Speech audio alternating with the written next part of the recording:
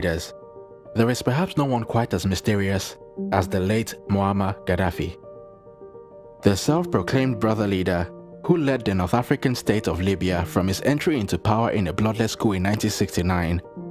wari ukuriye urwego rw'abarwanyi bahiritse ubutegetsi bwa Gaddafi yavugiye kuri televiziyo yo mu Misiri Dream TV ko Gaddafi yari muzima ubwo yatabwaga muri yombi yorizwa imodoka yo kwa muganga, ariko mu itsinda ry'abamutwaye ngo harimo intasi imwe y'amahanga yamurasiyemo. Ikinyamakuru Corriere della Sera cyemeje ko mu iperereza cyakoze uyu warashe amasasu abiri mu ruhanga rwa Gaddafi yari umufaransa wivanze n'abarwanyi.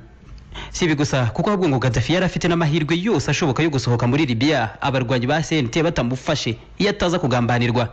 Gaddafi ngo ku ikubitiro yaba yaricishijwe na perezida wa Syria Bashar al-Assad.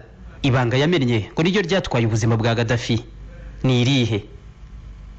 Corriere della Sera yahawe amakuru na bwana Rami El Obeidi wahoze akuriye ibikorwa by'ubutasi mu runani rwa CNT rw'abarwanyi bahirize Gaddafi, avuga ko abafaransa bashyize iterabwoba rihambaye kuri perezida wa Syria Bashar al-Assad bamubwira ko bagiye kohereza ingabo nyinshi mu gihugu cye ndetse ko bazifashisha na OTAN nk'uko bari kubikora muri Libya. Bamusaba kubaha nimero za telefoni ikoreshwa kwihuza nzira ry'ibyogajuru hari nayo Gaddafi yakoreshaga yonyine kuko bene ubu bwoko bwa telefone bidashoboka kumenya aho ziherereye mu buryo bworoshye. Perezida Assad wa Syria ngo abonye amatoni y'ibisasu OTAN yari iri gusoka kuri Libya areba uburyo abafaransa aribo bari babishishikayemo kurusha abandi, abanza guseta ibirenge ariko asanga ngo batazamworohera. Yemera gutanga nimero ya telefone Gaddafi yakoreshaga.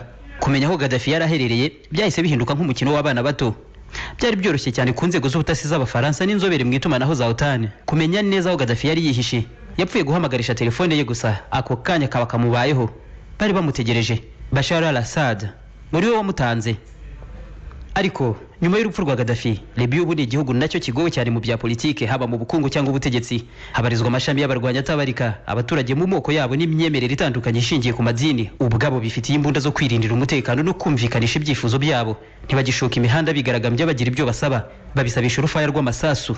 Ubukungu n'imibereho y'abaturage byagiye hasi binagera kuri bamwe ku kigero cy'ubukene cy'ibindi bihugu byose bisanzwe bikeneye muri Afurika.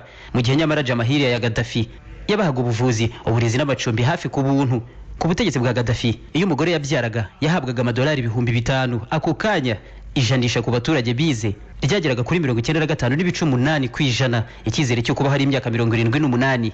Nyamara Libya yitwa ko yibohoye igitugu igahabwa demokrasi, ubu naho umubare w'abadafite aho baba, abatabasha gukomeza kwiga n'abasabirizi naho uragenda uzamuka. Mu gihe uko umunyalibya yakoraga ubukwe ako kanya leta ubwayo ariyo yamukodesherezaga inzu yo gutuzamo umuryango we. Umunyalibya washakaga gukomeza amashuri ye mu mahanga yahabwaga burse y'amayero 1,600 ku kwezi kumwe. Ubu bagomba kwiyishyurira noneho. Libya ya Gaddafi cyari igihugu kitari gifite ideni ry'ifaranga na rimwe ry'umwenda w'uwo ari we wese, mu gihe ibindi bihugu nk'Ubufaransa bwo bwari bufite umwenda wa miliyaridi 232 z'amadolari ya Leta Zunze Ubumwe za Amerika mu mwaka w'ibihumbi 2011. Libya yari ibikije miliyaridi 200 z'amadolari nk'ishyingo bwite, ikagira toni 15,000 za zahabu muri banki nkuru yayo. Ubu siko bimeze, hatangiye gusanwa ibyasenywe n'intambara. Libya ibinzira nyabagendwa ku makompanyi y'abanyamahanga mu bwubatsi n'ubucukuzi bwa petrole. Igihugu gitangira gufata imyenda nk'ibindi byose. Mu bantu batigeze barya indimi mu gushyigikira Colonel Gaddafi harimo Robert Mugabe wa Zimbabwe, Hugo Chavez wa Venezuela, Daniel Ortega muri Nicaragua, Fidel Castro muri Cuba, Lukashenko muri Byelorusi na Vladimir Putin mu Burusiya.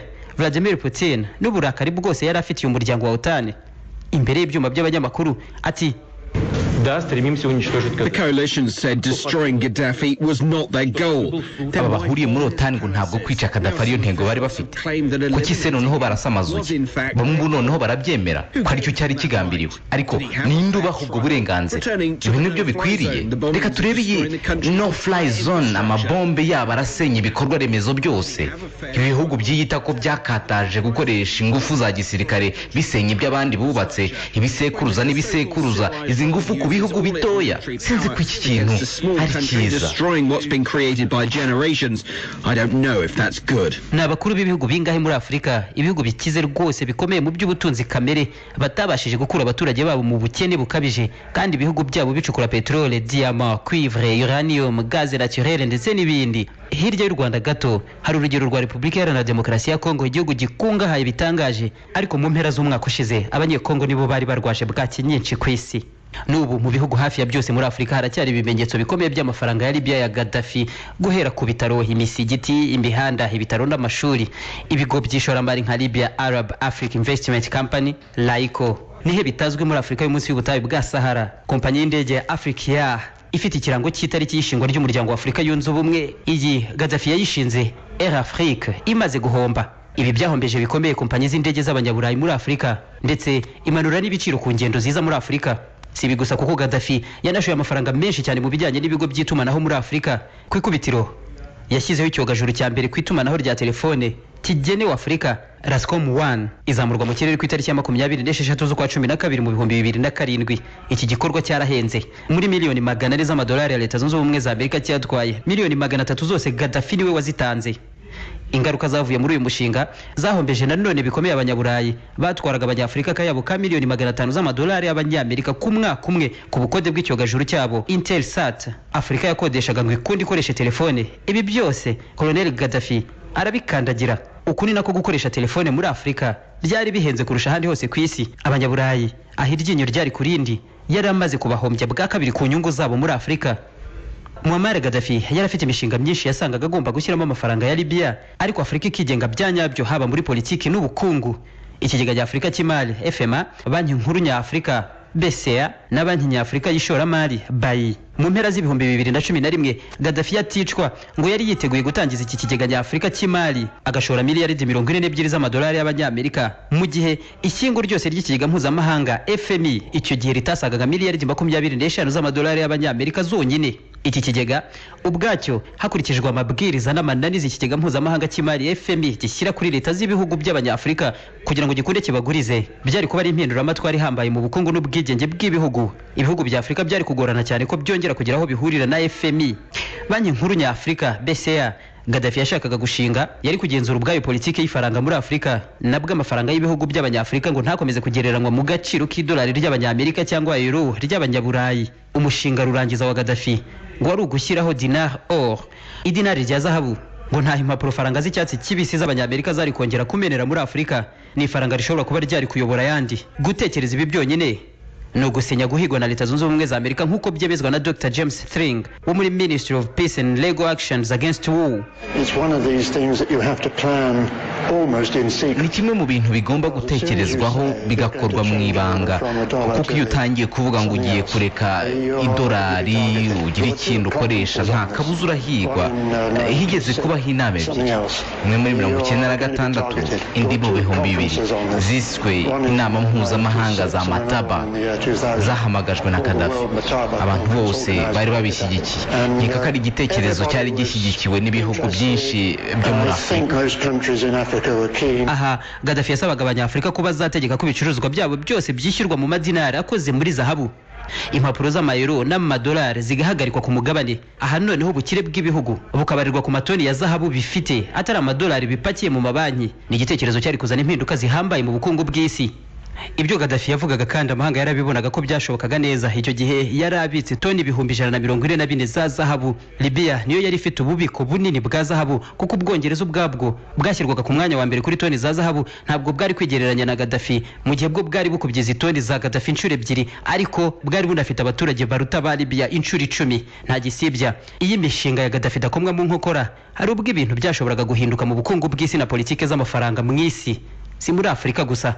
Nta kabuza kandi Gaddafi yikururiye n'abanze batabarika. Ubutegetsi yahiritse, imitwe y'inyeshyamba yateye inkunga, imbunda n'amafaranga yagiye atanga yagize uruhare muri byinshi. MPLA muri Angola, PAIGC muri Guinea Bissau, ANC ya Nelson Mandela, Frelimo muri Mozambique, SWAPO muri Swaziland, OLP y'abanyapalestine mu burasirazuba bwo hagati muri Amerika y'Epfo. Naho Gaddafi yateye inkunga imitwe itandukanye y'abarwanyi nka Front Sandiniste muri Nicaragua. Mu Burayi ashyigikira bikomeye imyigaragambyo y'abakozi mu Bwongereza. Muri Oceania ashyigikira Iran yaharaniraga ubwigenge bw'abo mu bwoko bw'abakanaka. Mu isi yose nta gicucu cy'ubuhangange n'ubutunzi bya Gaddafi kitakwiriye. Mu gusoza iki kiganiro, nubwo umuyobozi wa Jamahiriya Colonel Gaddafi yamenyekanye ku gitinyiro cye haba muri Afurika n'ahandi, akagaragara mu bikorwa bitandukanye n'ubundi byo kubuza ubwinyagamburira abataravugaga rumwe nawe mu gihugu cye, mu mateka yose ya Afurika aza ku mwanya wa mbere mu bakuru b'ibihugu bafite ibikorwa batangije byinshi no hanze y'ibihugu byabo. Hari abo yarwanije n'ubundi, hari n'imitwe y'inyeshyamba zatsinze zifata ubutegetsi ku nkunga ye, hari abo yarengeye ubutegetsi bwabo ubundi araburwanya n'ibindi byinshi. Mu nyandiko yasize ubwe avuga ko yifuza ko isi yazamufata nyuma y'urupfu rwe. Inyandiko yanditse ku itariki ya 5 Mata mu 2011 yagize ati: izina rya Allah isumba byose. Mu myaka isaga 40 nakoze uko nshoboye kose nka rubanda aho batura, amashuri n'ibitaro.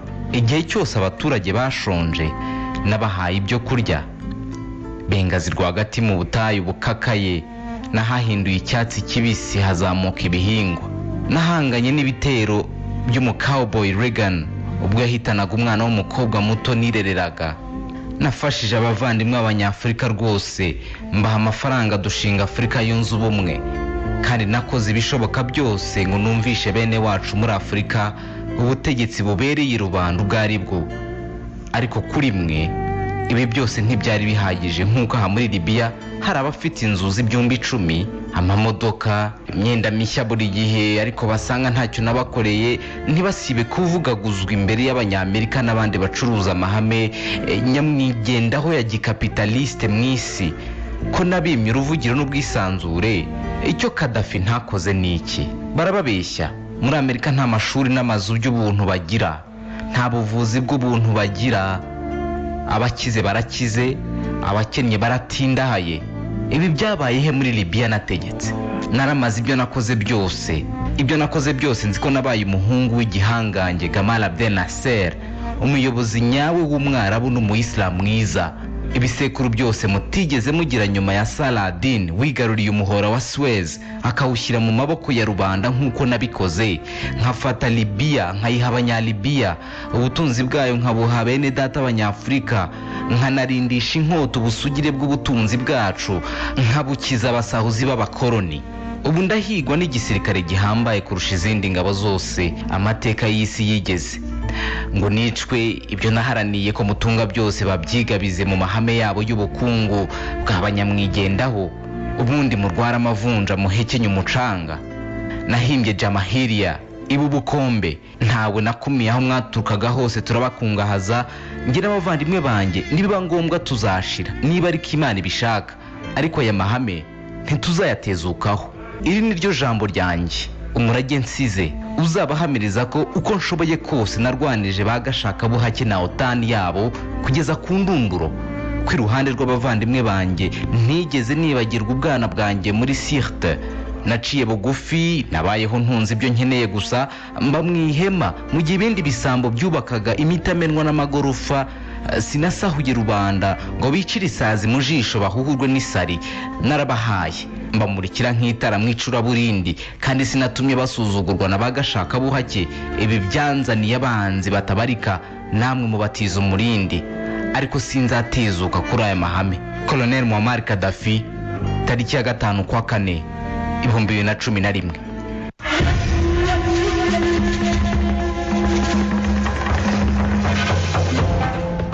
Iyi baruwa yagaragaje bwa mbere ikanavugwaho na Aisha umukobwa wa Gaddafi, ngo nikubiyemo isura nyayo Gaddafi yifuzaga kugaragaramo, hadagendewe ku byavuzwe mu bitangazamakuru bikanakwirakwira hirya no hino mu isi. Kuri buri mutegetsi, cyane abategetse imyaka myinshi nka Colonel Gaddafi, aha kwandikwa ibitabo bitabarika, avugwa neza cyangwa nabi. Byose biterwa n'uwandika, uruhande yafashe n'icyo agambiriye. Aha niho nsoreje iki kiganiro, naho utaha.